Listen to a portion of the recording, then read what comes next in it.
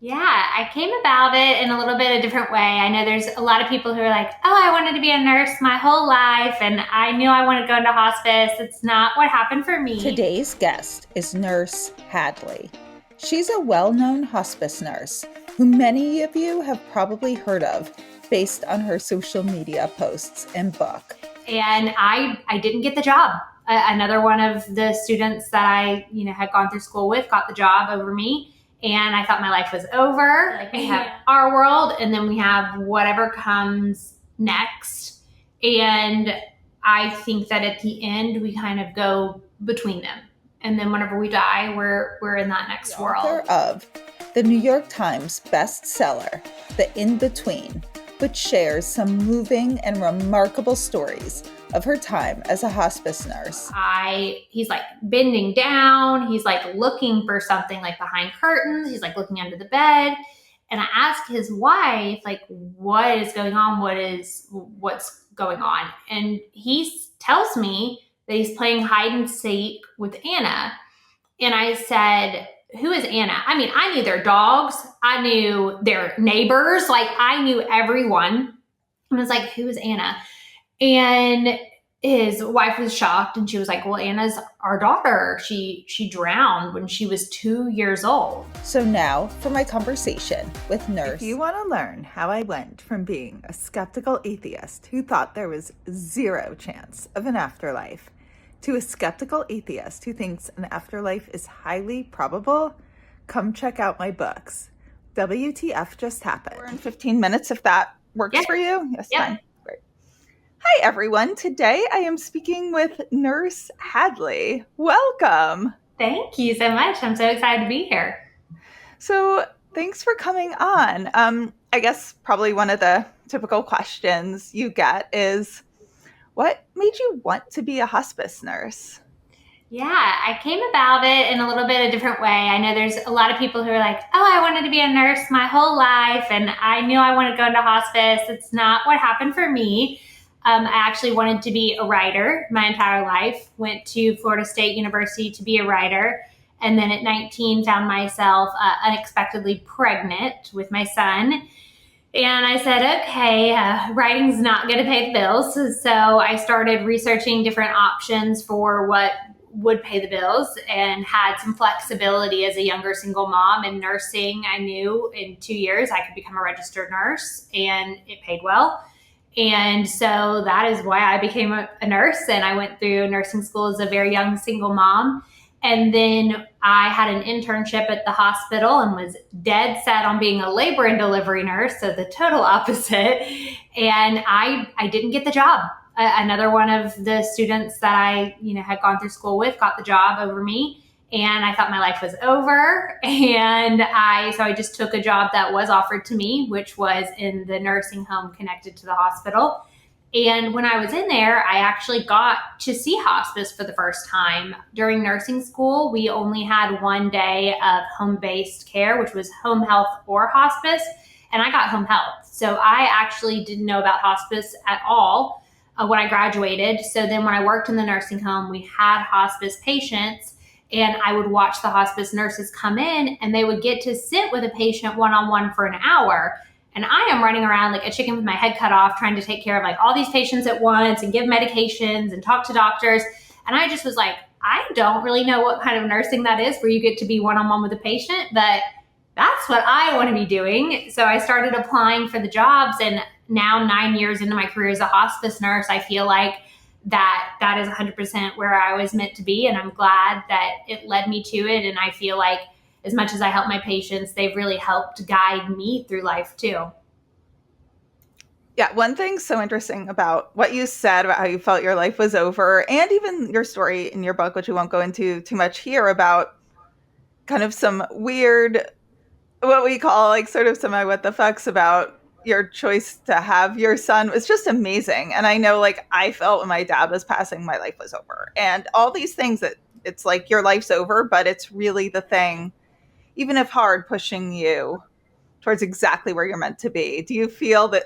So you feel that, because that's what it sounds like this was all completely your life calling.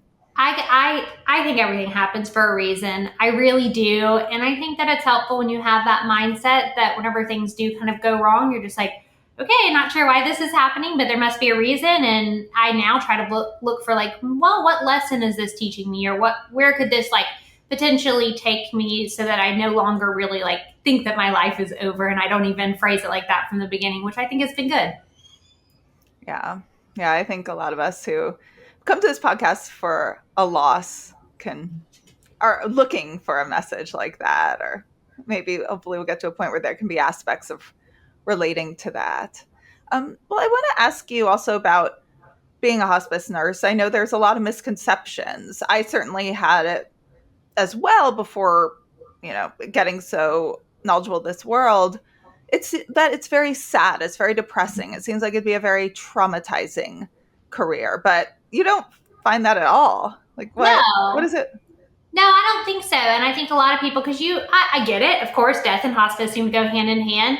But what I found is that I think that there's a lot of life in hospice care. And if I take care of someone, say on average 6 months, I'm seeing them, one time a week to every day. And so I'm getting so much life. And the day that they die is one day out of those 6 months. And of course, if I get close to them, it's hard. And the preparation for that is hard, but I actually get to spend a lot of time with them, and a lot of time while they're alive. And I think that as a nurse, it's very hard to escape death at all.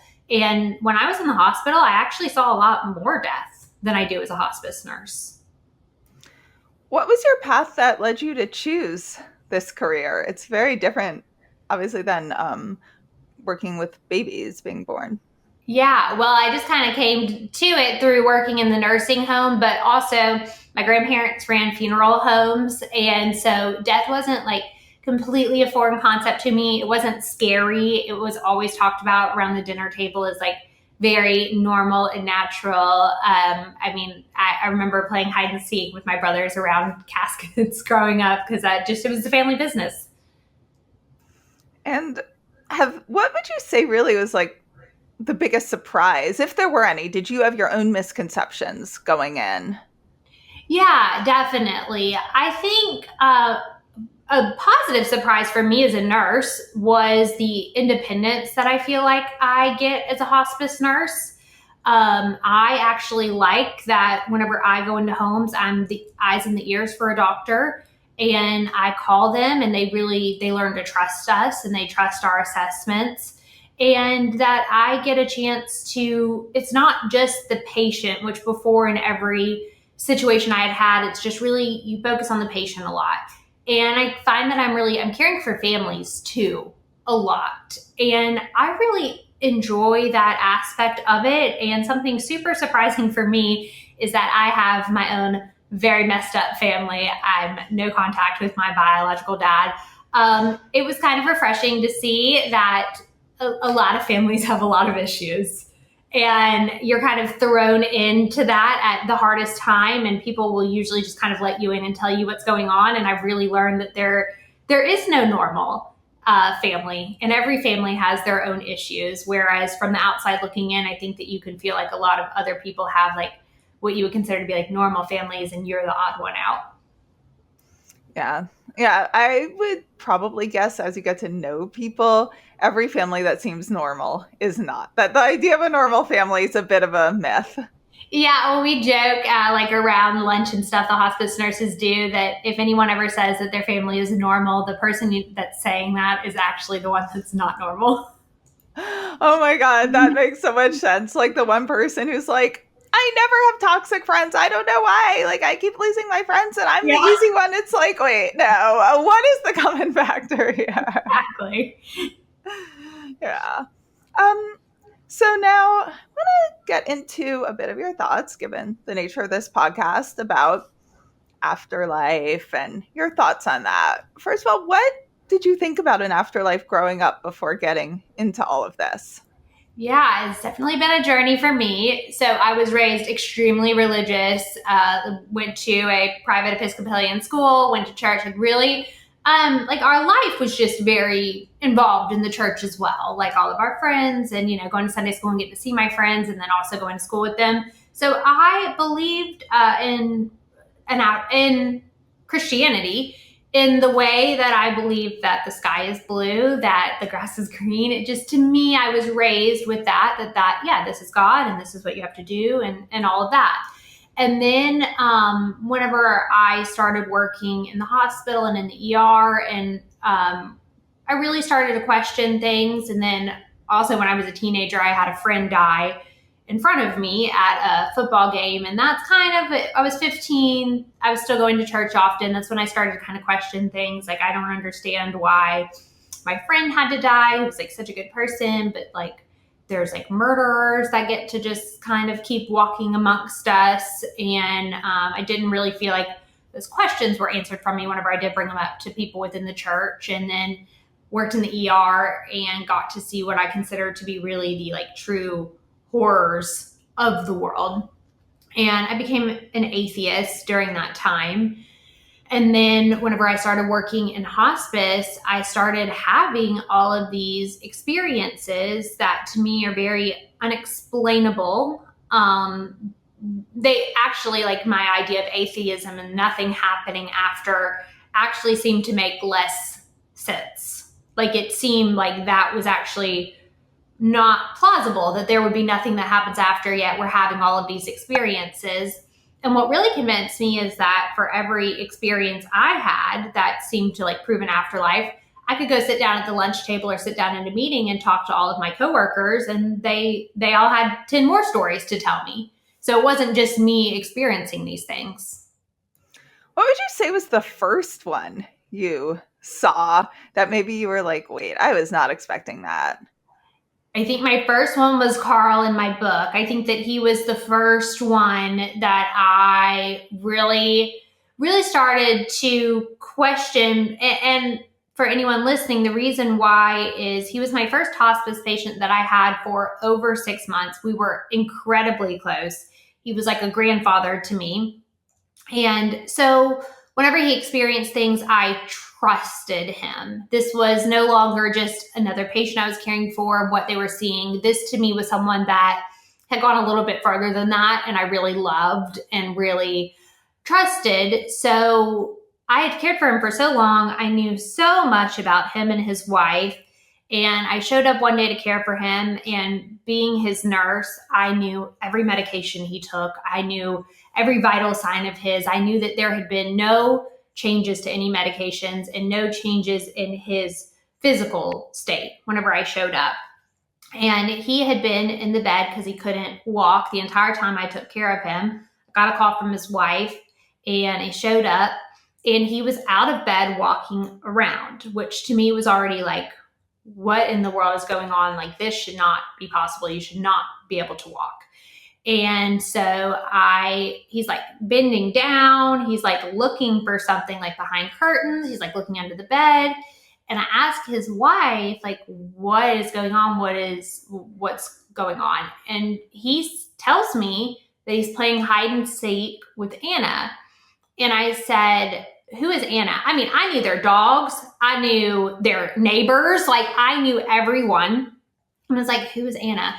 And his wife was shocked, and she was like, well, Anna's our daughter. She drowned when she was 2 years old. And I just, first of all, was in shock because I didn't even know she existed. I didn't even know that they had ever had a child. I didn't know they had a child who had drowned. And she told me that he wasn't even there when she drowned, but he felt like he like took it on as this responsibility of like, I should have been there. I should have saved her. As her daddy kind of thing. And he was playing hide and seek with her. And I was like, okay, well, this is crazy. This is insane. But like, what do I do? And so I go and I talk to him, and he recognized me too. Like, he wasn't like out of it. Like, he knew me. And I just said, you know, what do we need to do? I think we should lay in bed. And he told me that he would see Anna soon. And I was like, okay. But before that, I wasn't getting any indication that he was close to death at all. He of course was on hospice. So of course you're always close to death on hospice, but I wouldn't have even guessed that he would have died that month. and he died, I think, within the week. Wow. That story was so powerful. I mean, your book was filled with powerful stories, and Thank you. that's just one example, but that really, yeah. And so that was kind of pivotal in your going back to thinking there's something after death. Yeah, definitely. I really thought about him and her and feeling like he was with her a lot. Oh, would you say it seems like that's a fairly common thing of people seeing loved ones who've passed when they're very close to passing? Is that correct? Yeah, it definitely is. A lot of people do. They see their loved ones who have passed on, and we accept it so much that whenever I can call a physician and say that nothing else has changed with a patient except their dead brother came and visited them. And doctors in hospice will accept that as enough of a reason to say, have the nurse go visit more often because we think that they might be getting closer to death. And why do you think this is them really seeing people from the other side and not hallucinations? There's a few instances where it seemed like they almost are like talking to them. But if you experience it and you're there, you almost feel like you're the one who's like not in the know because they talk to you like all three people, like if their brother's there and I'm there and they're there, they talk like we're all there and having a conversation. And I almost feel like I'm the one on the outs that I can't see the third person. But the reason I don't believe that it's hallucinations is because my patients have hallucinations. Sometimes I start a new medication and they hallucinate and they have a side effect of that. And hallucinations are usually scary and confusing. And they can be anything from the walls changing colors to there's a spider on my bed, and they can really just be anything. And these are always clear. They're not usually associated with any type of new medication or new change, whereas hallucinations always are. I can usually pinpoint what we've done differently to cause that, and then I can fix it, and then they go away. And these, they don't go away. And they're calm. They're always calm. They're always peaceful. They're never scared.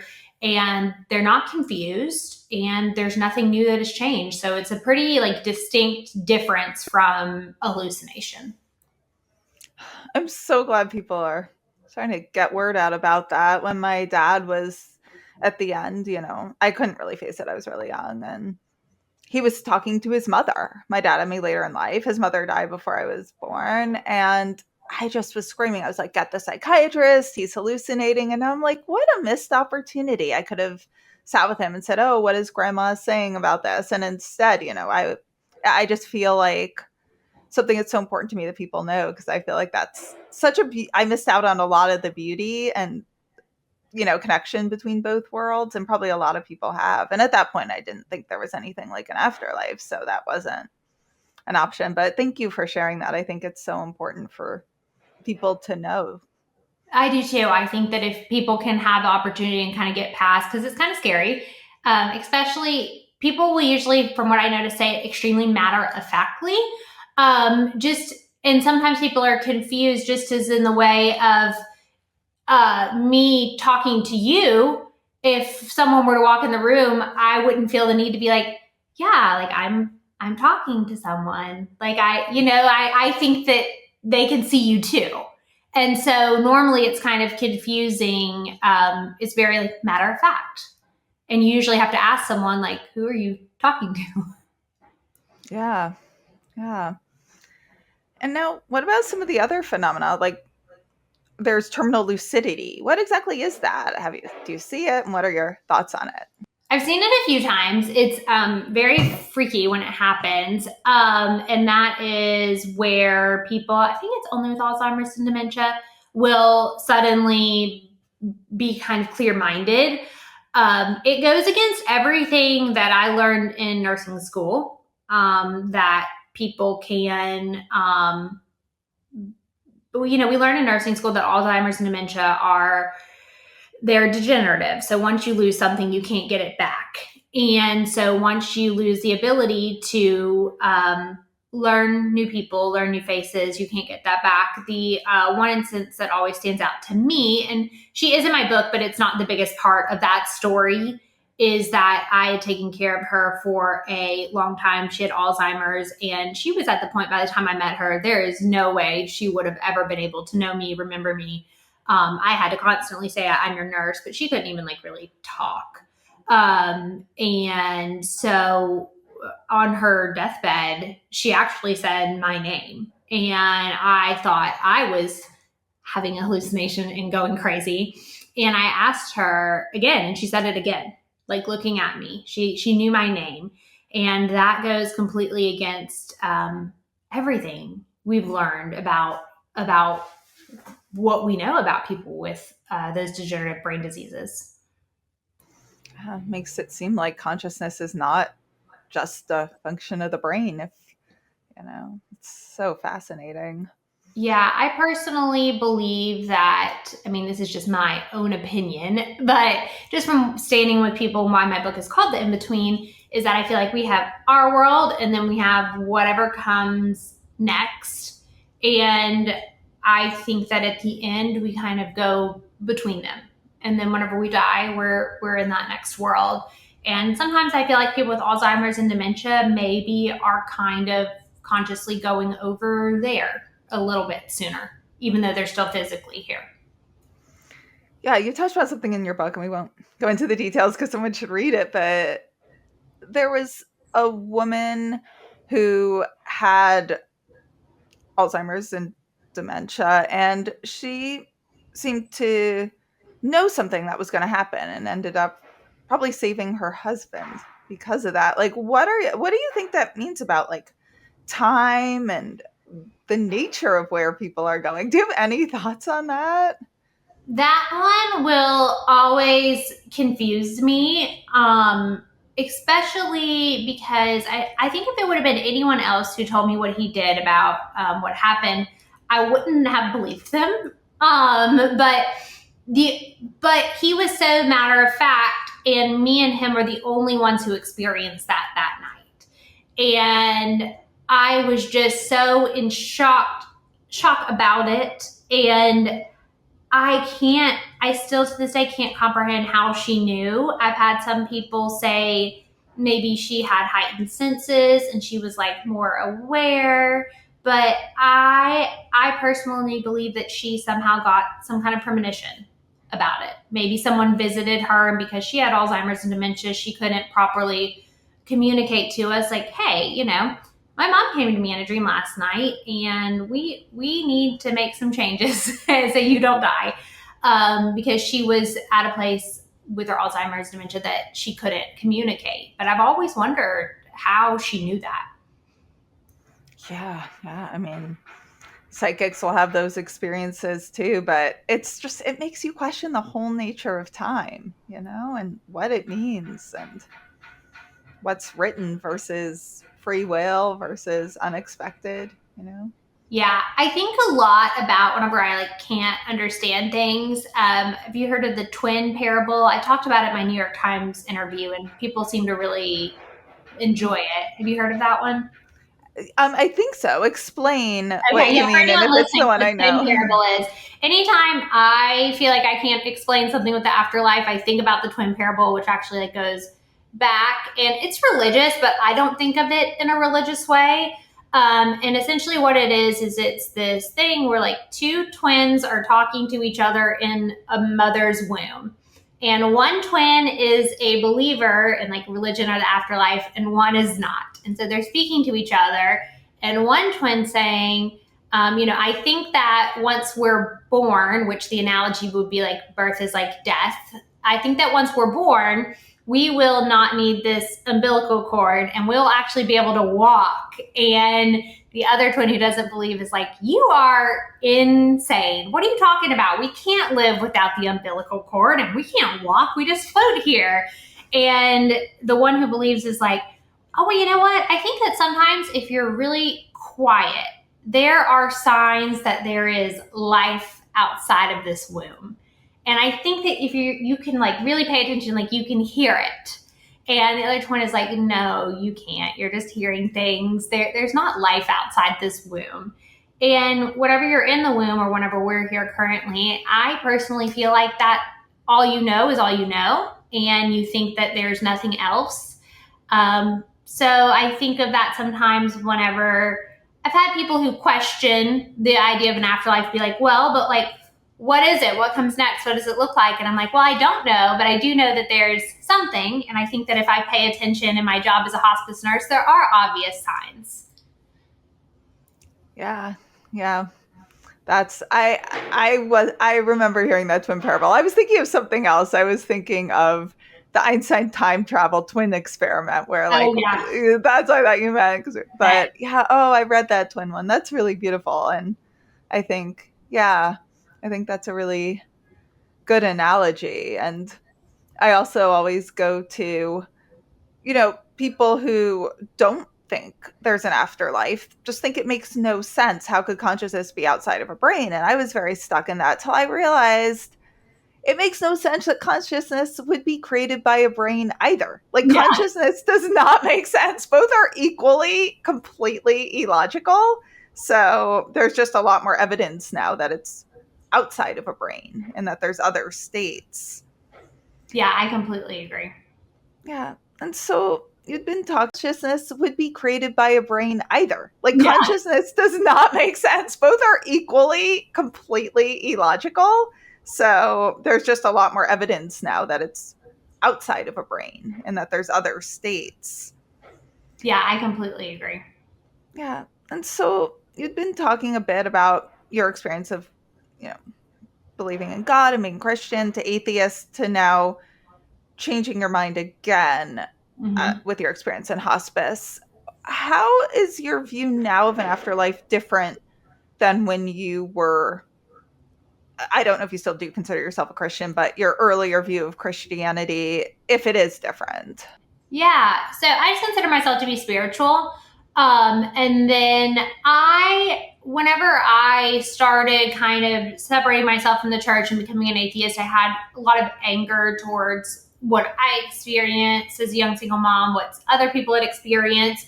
And now I'm at this place where I personally believe that I can see that there is a lot of good that can come from a church. It provides community. It provided me community growing up. It can provide for people who need it a guidebook for how to live a good life. It can, don't murder people, love your neighbor. There's definitely some good there. And I think that is wonderful and beautiful. Personally, I consider myself to be spiritual. I believe that after taking care of so many patients with beliefs, no beliefs, different religious views, I personally believe that if you are a good person, like a morally good person, you overall, you're not harming other people. You're putting some good into the world. I personally believe that would be, if there is some kind of like good and bad type of afterlife, that's all you need. I think that it matters less what you believe in, and I think it matters more who you are. Yeah.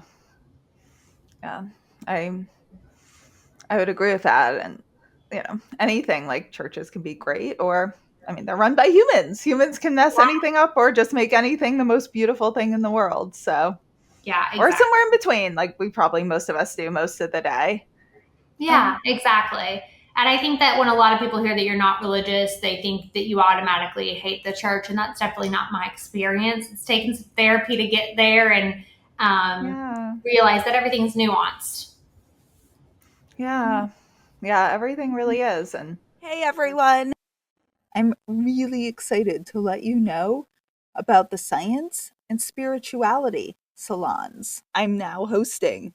During these intimate events, a scientifically verified psychic medium will give all of you readings, and I will give a talk on the science and evidence that changed my mind about an afterlife. This will also be an amazing opportunity to get to meet some of you in person or virtually, and to share more about all the science and data that transformed my worldview and got me through my worst days.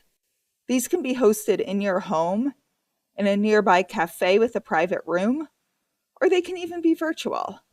I've hosted a few already, and they were really special, fascinating, emotional, evidential.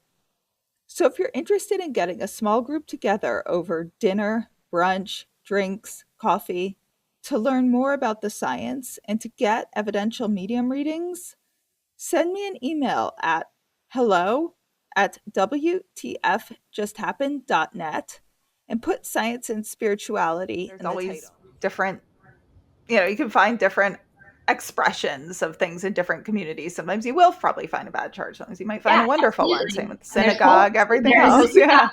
Yeah. Same with atheist groups. Some are wonderful, some are probably not. Now, what are some, it's very rare to be spending as much time close to death and people at the end of their lives as you get to do. I would actually, at this point now, consider that a privilege to get to be around that. And what are some lessons? They don't have to be afterlife related. Just what would you consider some of the most important lessons you've learned from that, or wisdoms? Yeah, I've learned a lot. They tell me a lot. I've learned that if I put myself in a position where I say that I want to learn from people, they're definitely willing to share. And something interesting is that as I move through my life, I find that different things will stand out to me for different reasons. Like I remember a patient telling me right before I started writing my book that seemed like such a ginormous undertaking. And I think that it's very easy to say, oh yeah, I want to write a book one day. And it's another thing to sit down every day and actually write. And it can always feel like it's such a faraway goal of a couple of years in the future to be done. And I remember this patient saying that he had learned through a totally different experience that the time will pass anyway.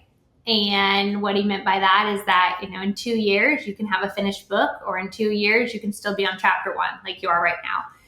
The time's going to pass regardless. And that really mattered to me at that time.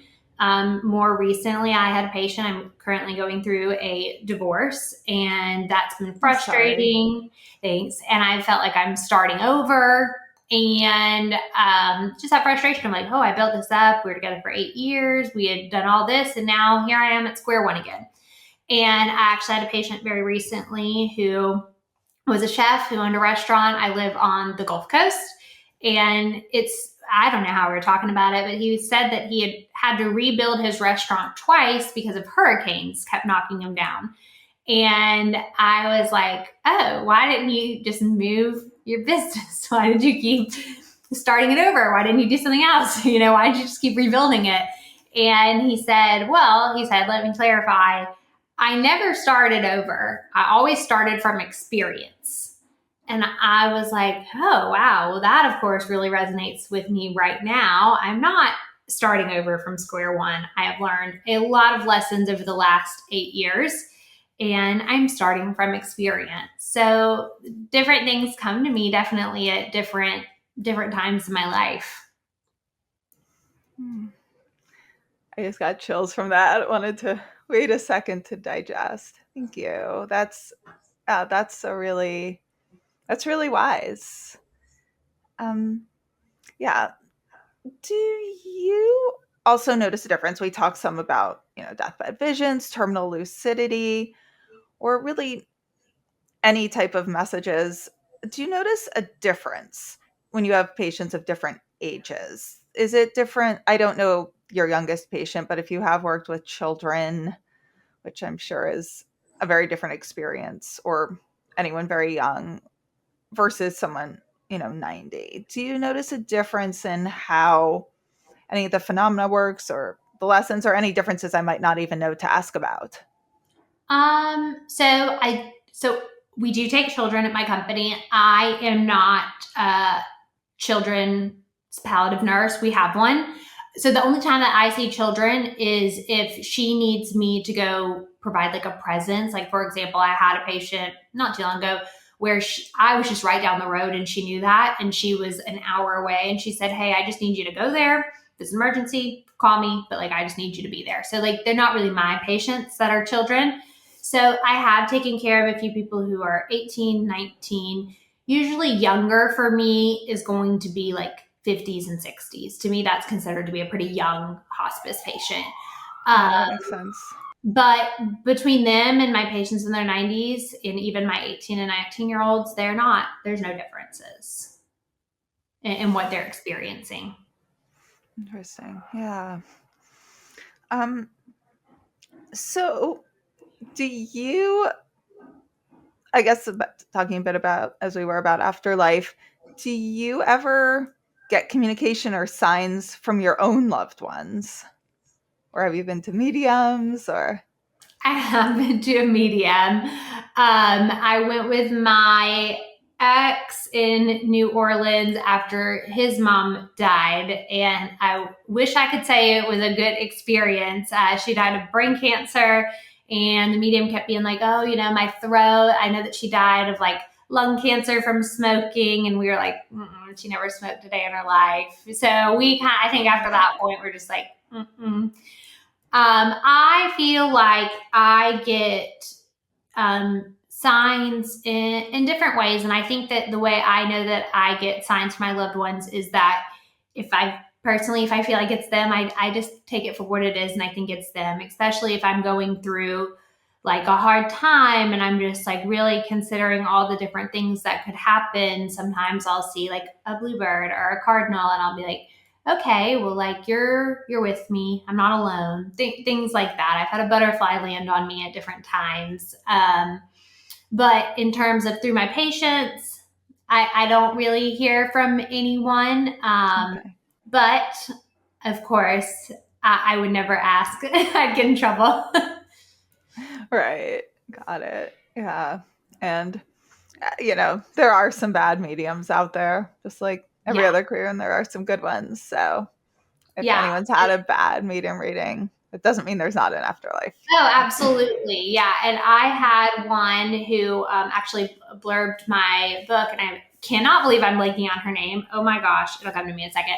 But we ended up talking and meeting before, and she had actually told me like, hey, I think you're going to make the New York Times bestseller list. I just saw that. And I was like, there is absolutely no way. And I did. And she was right. And I was like, that's crazy. And she was like, yeah, like it's people are going to read your book. I promise. Laura Lynn Jackson. I was like, I cannot believe I'm blanking on her name. Laura Lynn Jackson. Okay. I'll edit that. Oh, I know her really well, actually. Yeah, Yeah, I'm friends with her, but she also holds like a very special place in my heart. She introduced me to my mentor, who was like my second mom, who passed away really? from pancreatic cancer a few years ago. So Oh my gosh. so that's always, and her husband's still living and he's become like an adopted dad. So that's Wow. always, yeah. And it was kind of this very almost seemingly perfect path, and Laura was key in it. I mean, I'm happy to know her too. She's a great human, but just like, the meaning those two have in my life, just, yeah. Yeah, they're great. Yeah. So now, first of all, I guess, what would you say has maybe like been the most unexpected aspect for you of your career as a hospice nurse?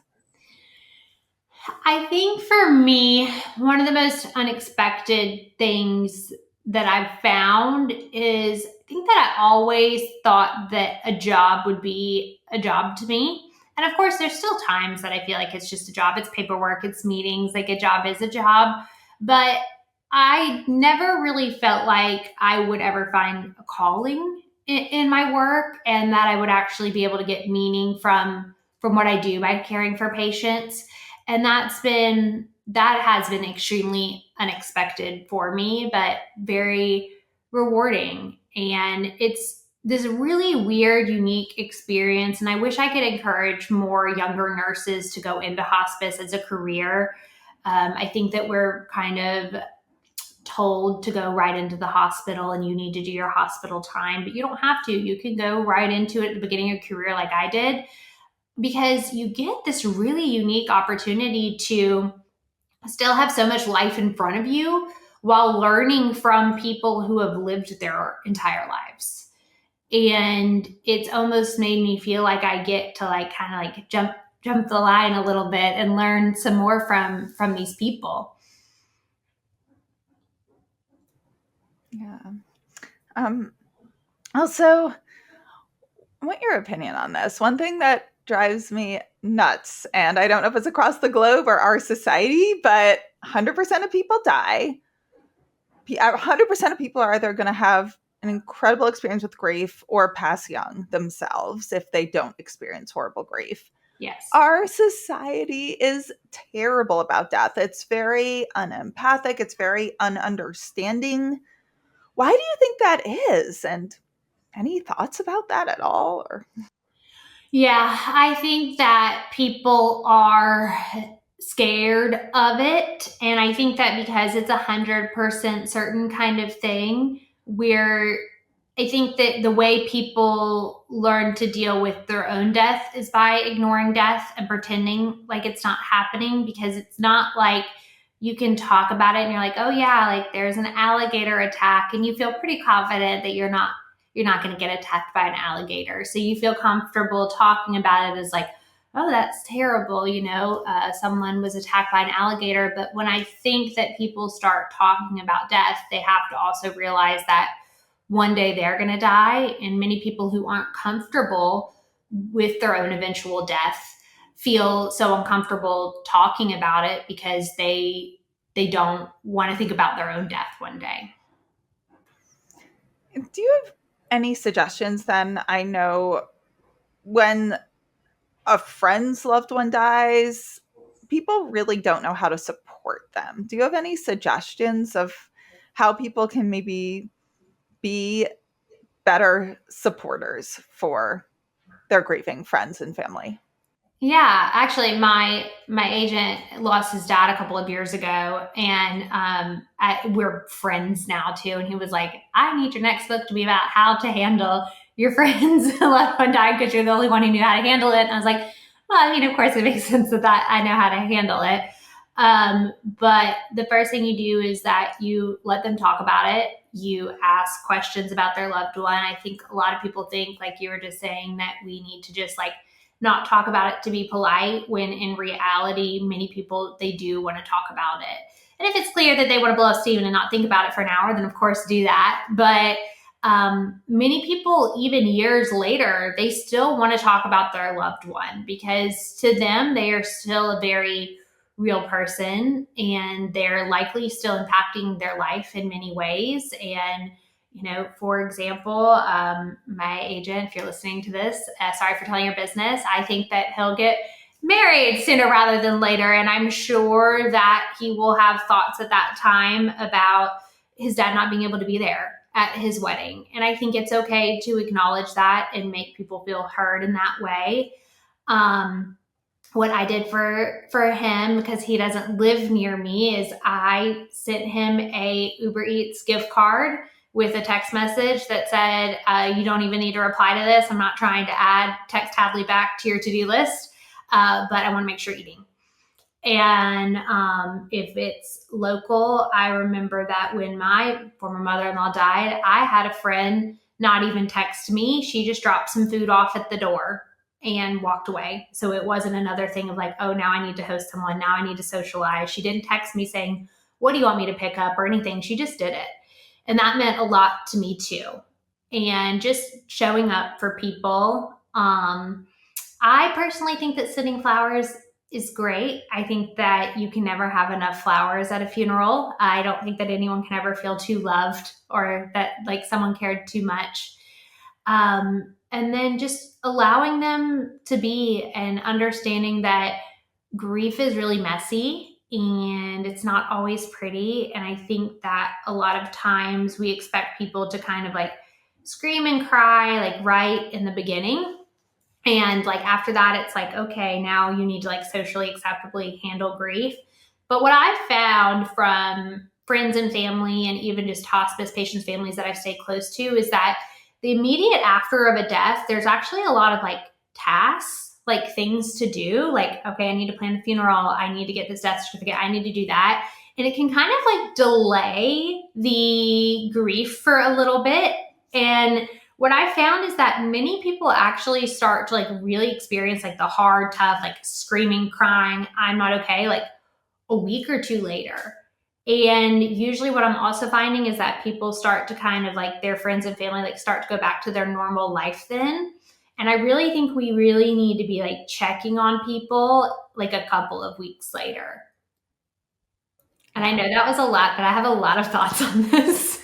No, please share as much as you can. I think that's stuff we need to get words out. Like, there was so much misconception about grief. I know a lot of my friends and family friends, even, and you thought family friends, they're older, they're going to know what to do. It was most 90% of people were terrible. And I was like, why is this happening to me? As soon as I started looking at like Instagrams and on grief, I was like, oh my God, this is universal. Everybody, everything that I thought I was uniquely experiencing to a T, everyone else was writing about too. So I think it's definitely one of my missions is to change that, make it like a slightly softer world for grievers.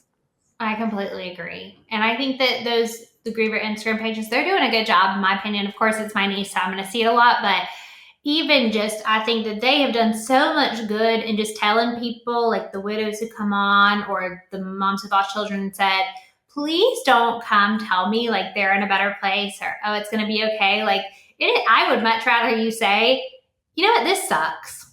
This sucks. Like just Yes. acknowledge that I'm going through a hard time and this is hard. I 100% agree. Yes. Because even let's say you do think they're in a better place, like I think there's another place. I don't care. I'd still rather my dad with me than in some other place where he's much happier without me and like unable to communicate with me. Like, I love him. I want him with me. Yeah, It doesn't mean it's not helpful at all. Not in that no. time. Let them come to that conclusion on their own, and hopefully they eventually do, and they feel a sense of peace. But it's not going to be the day after, and it doesn't need to be.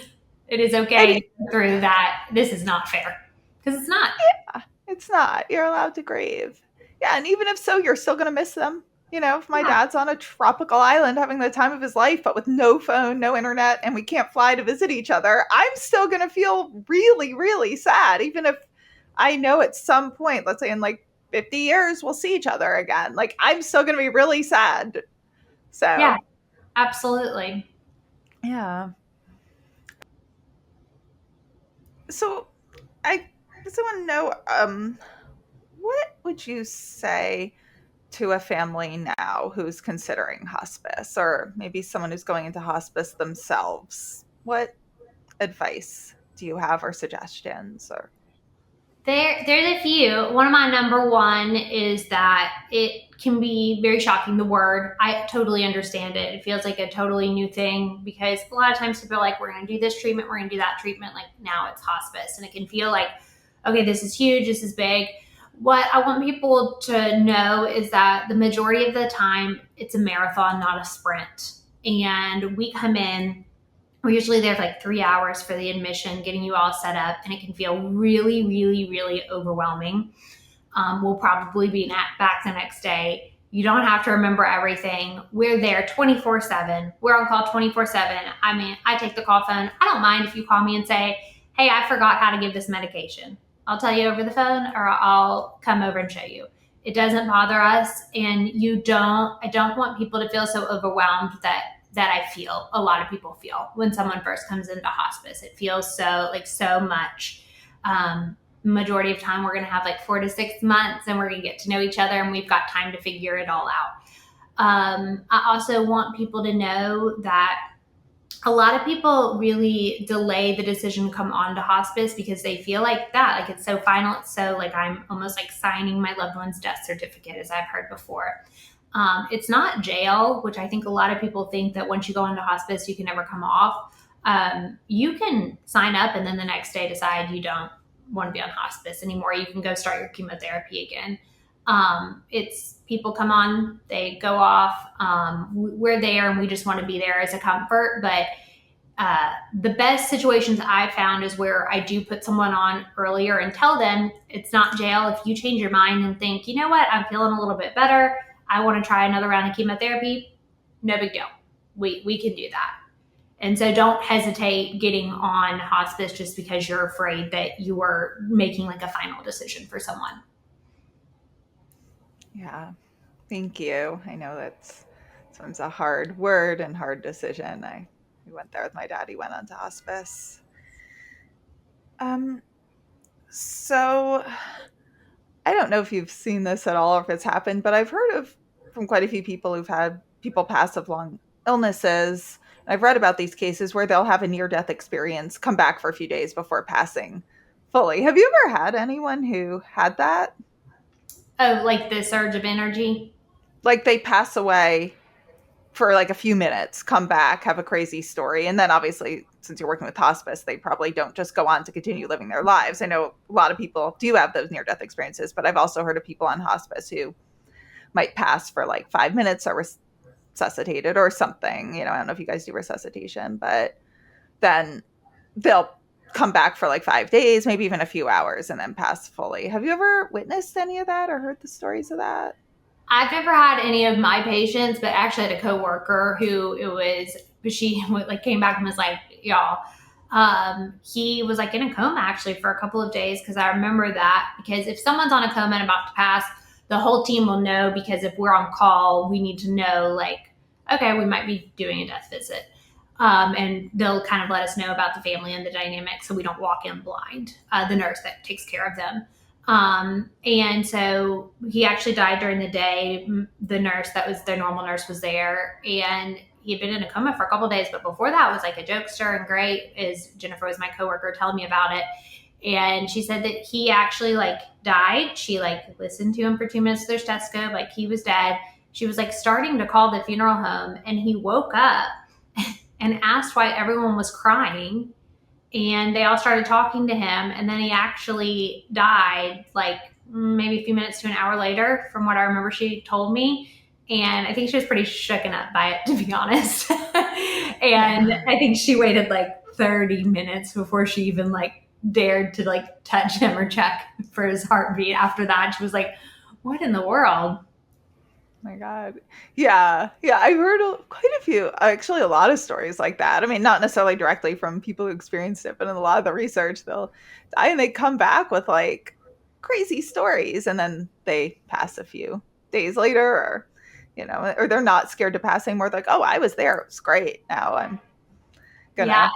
I'll be As going a again in a few more hospice days. nurse, you hear stuff like that. And if anything, you're just like, okay, I am going to take a little bit longer next time before I call the funeral home, because I don't need to be in the news for hospice nurse pronounces someone dead and they wake up in a hearse. Right. Oh my God. Yeah. Can you imagine? Yeah. You don't want that. I remember that being my thought when Jennifer came and told us. I was like, I'm going to take a little bit longer next time at my visits whenever someone dies. Right. Yeah, yeah, that's probably a good idea. I want to be totally sure.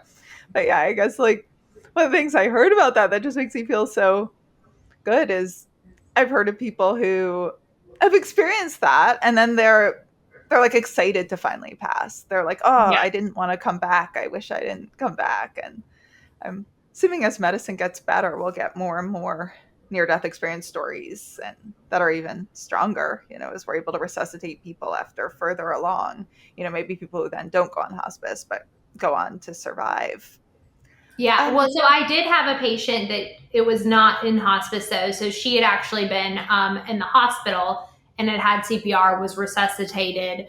And then the reason I was there was because she woke up from CPR and decided that she was ready to die. And wanted to go home on hospice. Like immediately was like, get me out of this hospital. Like I saw what I needed to see. I'm ready. And I had her for a couple months and she was great.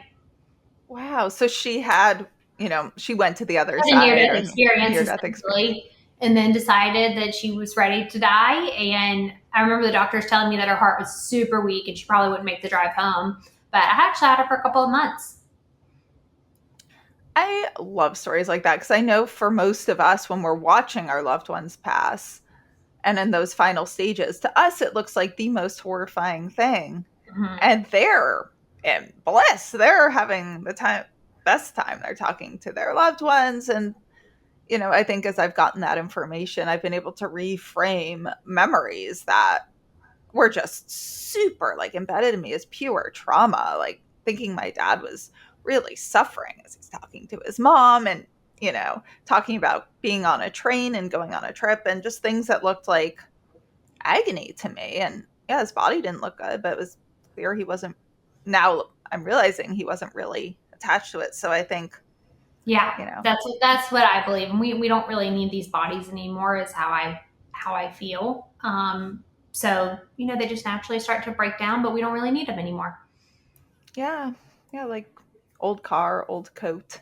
Yeah. That's how I've heard near-death experiencers explain it.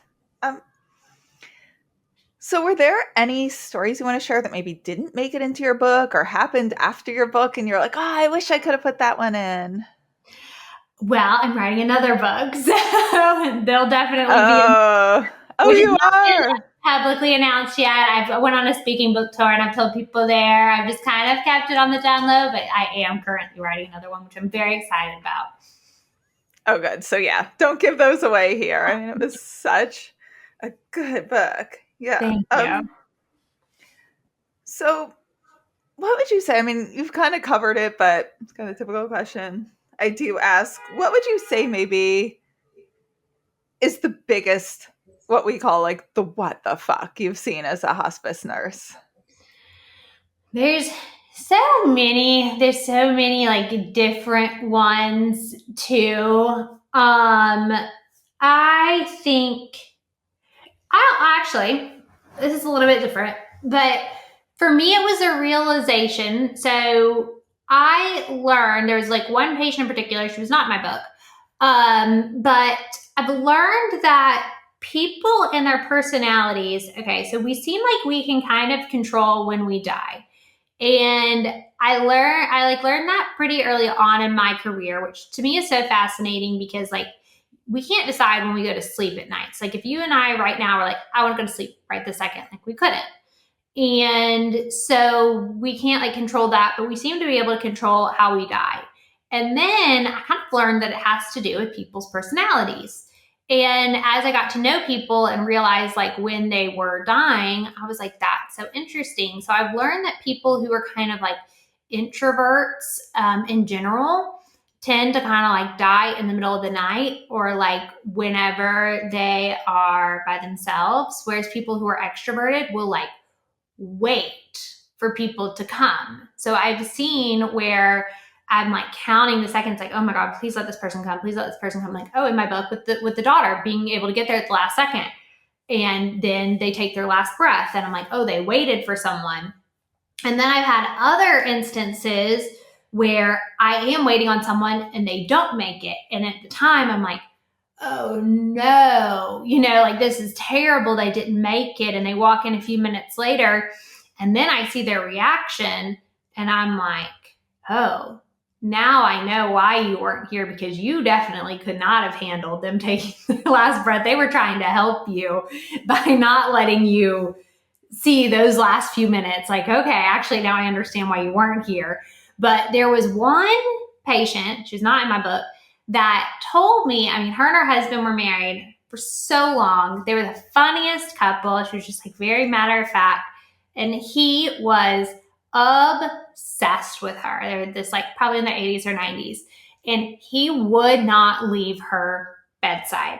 He would like sit there and play the ukulele for her. He would like when I would come, I would like be like, go to the bathroom, go make a sandwich. Like I'm sitting here. So he goes and makes a sandwich one day.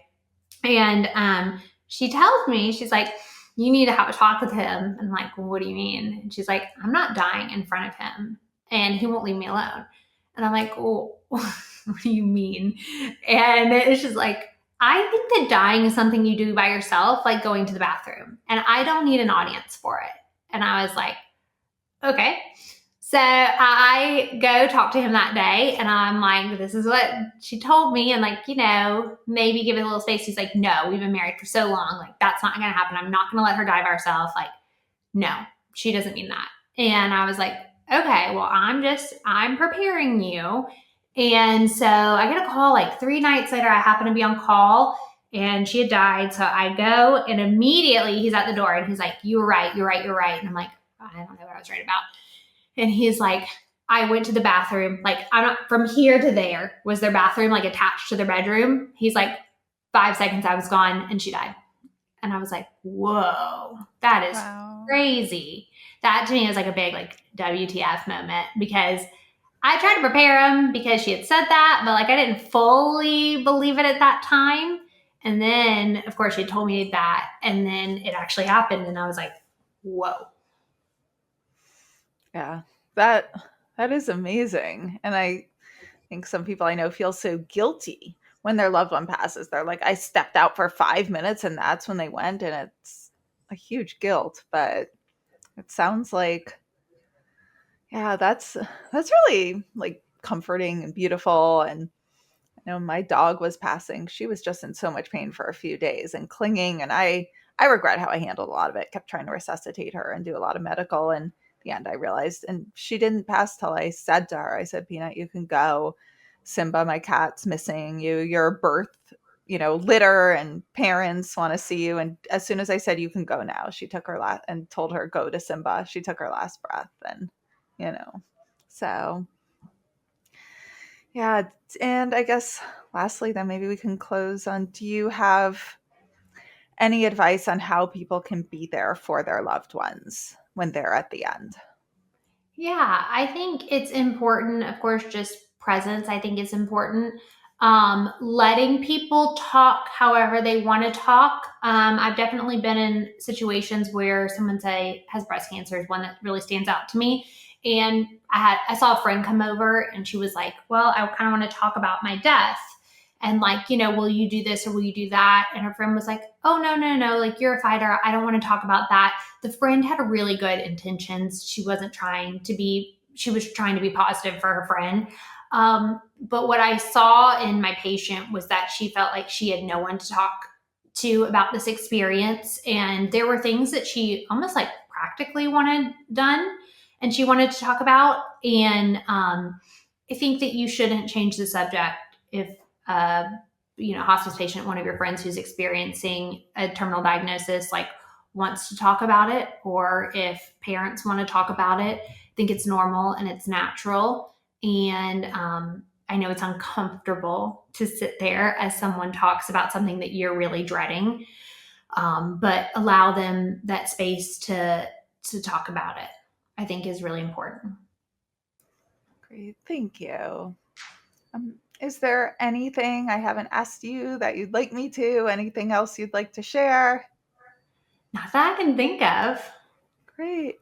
Well, thank you so much. Where can our listeners find you, follow you, remind everyone the name of your book, and how they can stay updated on whenever your next book's coming out?